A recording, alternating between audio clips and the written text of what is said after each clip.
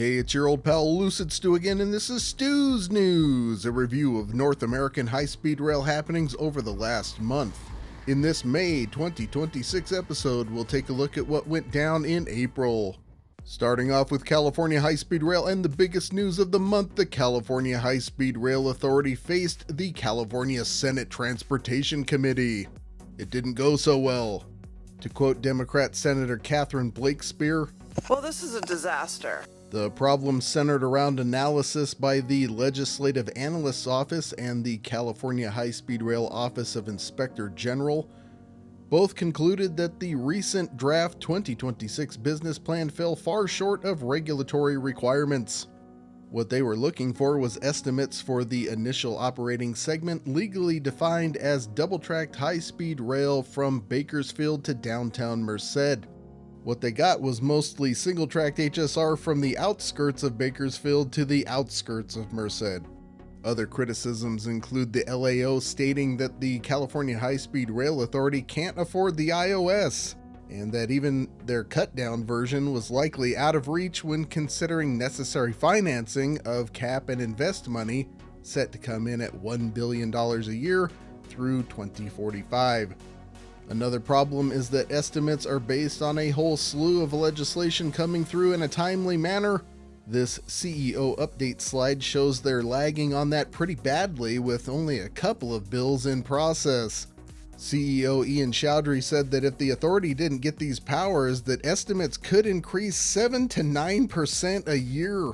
That would quickly put the project, which is currently underfunded by about $130 billion, out of reach in terms of ever finishing the system as originally envisioned. The authority will be responding to this soon with its 2026 business plan now that its draft plan's 60-day comment period has just ended. Until then, take cover. Related to all of this, Lou Thompson, former head of the California High-Speed Rail Peer Review Group, sent a letter to the state legislature that framed the draft 2026 business plan as describing, quote, a project that has reached a dead end. You may be familiar with Lou as the guy in the recent 60 Minutes piece on California High-Speed Rail that said, quote, failure is always an option. Lou has historically been on the money, and anyone taking this project seriously should realize the danger is real at this point. Things need to be massively corrected, and it pretty much has to happen this year. It's the bottom of the ninth, you're down by a run, there are 2 outs, the count is 0-2, and your worst hitter is at bat. Pray for a miracle. Once the business plan comes out, I will discuss some alternatives and exit strategies in a video about that plan. Now that you're thoroughly pumped, let's see what's happening with construction in the Central Valley. Capital outlay budget summary week again at $111.8 million expended in February. Keep in mind these reports run 2 months behind. Unfortunately, March isn't looking any better with a forecast of $123 million for that. Design build expenditures was terrible at $51.5 million. That rebounds to merely bad in March. Average daily site workers low at 1,276, but it is the slow season. The forecast for March surges, so perhaps April numbers will be more encouraging. Construction progress, nothing new in February. I'm going to start using their forecast from last year as a static baseline so we can see how far they're running behind this year since they constantly adjust their schedules, and we're supposed to be nearing the end for the initial construction packages. On structures, they are 5 behind last year's schedule. The reason I'm going with a static comparison is that they've extended their schedule 9 months on civil construction for the first 119 miles to September of 2027. That's a 9-month delay for those who haven't been paying attention. This is reflected in the CP1 earned value chart, which has them officially late and behind on that segment. That leads into this colorful, easy-to-read chart, which tells us that track laying has been delayed by another couple of months, and that it will finish at the end of 2028, about 6 months later than originally planned. However, CEO Ian Chowdhury swears that the thing is still going to open for service in 2033. We'll hold you to it.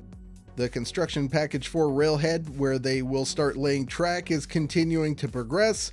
That is currently being connected to power, and construction of structures will start once they get their construction permit from the fire marshal. Any questions? Some last-minute news: Madera put out a new area-specific plan for the future California high-speed rail station. Though colorful, this is pretty dry zoning stuff, although it reveals that Madera plans to surround the station with about 12,000 residences and 16 million square feet of warehouses. Avenue 12 ought to be a blast in 20 years. That'll do it for California high-speed rail, but we'll stop nearby at the High Desert Corridor. The HDC Joint Powers Authority had a board meeting where they approved a contract amendment to the tune of $1.8 million. This is to finish their NEPA environmental work. That contract window ends in June of 2027, so maybe we'll see some concrete plans around then. That's all, just a quick pit stop. Staying in the neighborhood, let's check in with Brightline West. Bond buyer reports that Federal Railroad Administration head David Fink made some comments favorable to the idea of Brightline West getting the $6 billion railroad rehabilitation and improvement finance loan that they have been seeking. Brightline West bond shot up 13% in response. No official word on the loan happening, but now there's a very faint light at the end of the tunnel for you. On the construction front, I was out in Las Vegas in mid-March. Just after I got back, various sources, including Las Vegas locally on X and Instagram, reported a lull in construction activity at the Las Vegas station site. There was no activity while I was there, but I also showed up pretty late in the day. I went looking for more information on how this has developed in the last few weeks and haven't found any. If you're in the Las Vegas area and observed anything at their station site there in the last month, let me know in the comments. That'll do it for Brightline West. Now we'll head for the East Coast, but let's stop by Texas and see what's happening with Texas Central. The company looking to build high-speed rail from Houston to Dallas has begun tearing down a mall. Well, that's great, Lucid, but why do I care about that? Because that mall sits on the property where they plan to have their Houston station, that's why. Company officials stated that this is a step toward building high-speed rail, but Texas Central only owns a fraction of the right-of-way between Houston and Dallas, so it's not clear how that could possibly happen. Local news outlets have attempted in vain to get more information. We'll see how that plays out. Continuing on to the East Coast, we'll check in with Brightline in Florida. More financial wrangling for the embattled passenger rail line. The company has negotiated a 1-month delay on one of its debt payments, according to bond buyer. This as Brightline continues to just barely find a path forward through a tricky debt situation and underwhelming revenue. Speaking of that, let's check out the investor report for March 2026. Last month, we talked about Brightline ridership surging during the partial government shutdown. That resulted in a 21% year-over-year increase in ridership for the month. At 337,874 trips in March, they're tantalizingly close to the levels that could lead to turning an operating profit. That could make navigating a debt restructuring much easier if it comes down to that. However, revenue, the most important metric, was only up 14% from March of 2025, so they're still a ways off from being out of the woods. They still need revenue to increase by about 25% from where it is now. That disparity is caused by lower ticket prices to reel in new riders. They've been successful, but they're also walking a tightrope.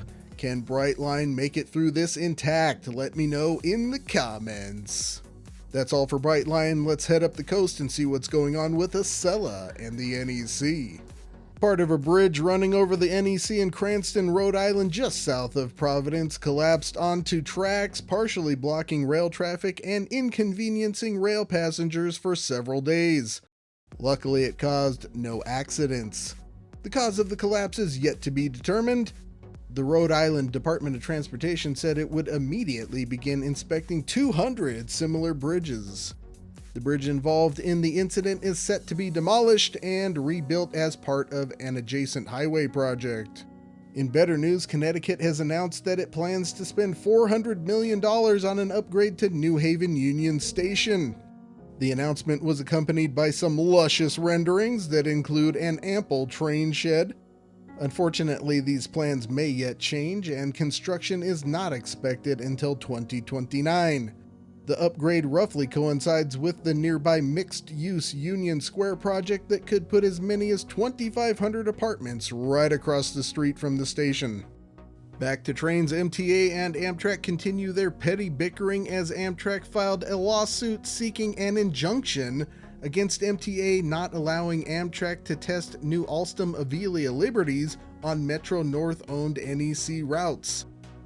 Amtrak says MTA is retaliating for damage to its overhead catenary that may have been caused by an Avelia Liberty at one of the many movable bridges along the route. MTA says the suit is in retaliation for disagreements over MTA's Penn Station Access project, which will use Amtrak-owned portions of the NEC to connect MTA Metro North service to New York Penn Station. The court said that both sides promised to eventually act like they're run by adults. Meanwhile, over in New Jersey, the Gateway program has been talking about tunneling a lot lately. Their TBMs are in the final stage of assembly, and the program just awarded a $1.3 billion contract for its Hudson River tunneling aspect. Tunneling will be broken up into 3 sections corresponding to different geology that demands different tunneling techniques. The Hudson River section will go under the Hudson River, which is also known as the North River in this area. The initial tunneling segment will be the Palisades section, which would begin near the Tunnelly Avenue overpass project in North Bergen, New Jersey, sometime between now and September. Now let's see how Amtrak did on the NEC in March. Keep in mind these reports run a month behind. Revenues saw a big rebound from the off-season in February. Revenues were also up 10% overall compared to March of 2025. Earnings numbers are a little fishy. Results this huge would make this the second best month in Amtrak's history, which is inconsistent with the seasonal tendency for March to be mediocre.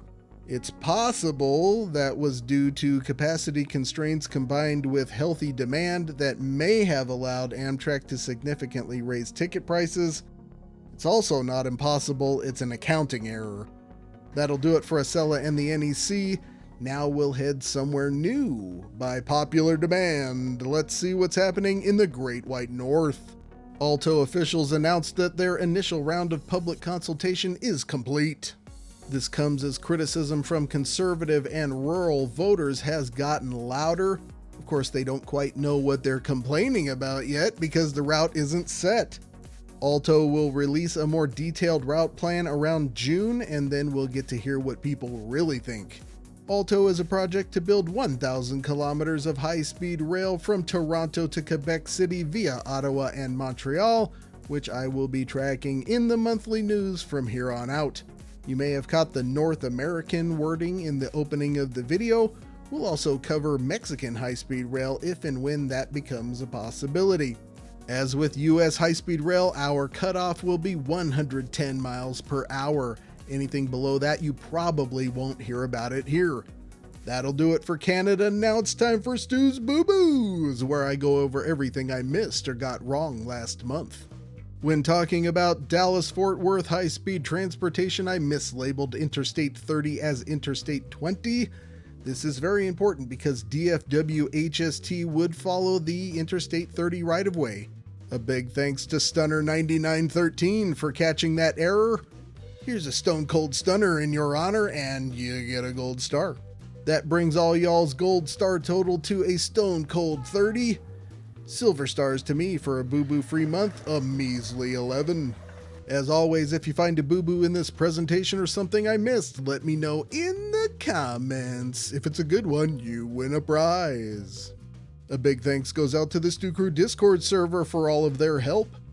If you'd like to join our motley crew, check out the invite in the description. There are a plethora of ways you can help out this channel's mission. What is a plethora?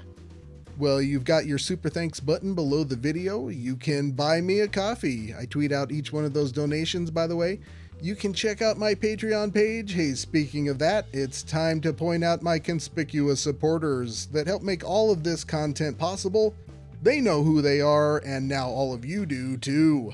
You can also join for free, and there's lots of free content.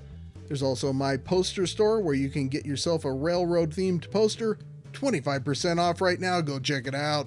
Plenty more videos to come. Up next, we're heading back to Australia, Sydney in particular. Expect that in about a week.